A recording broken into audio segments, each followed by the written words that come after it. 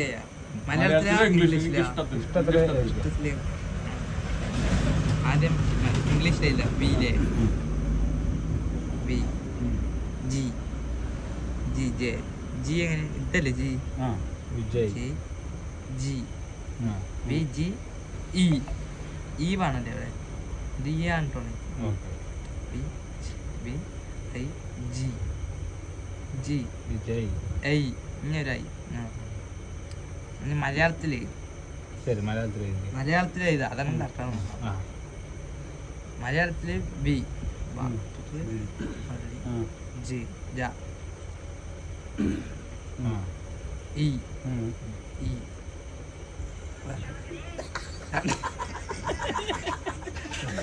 മലയാളത്തിൽ ഇംഗ്ലീഷ് വിജയ്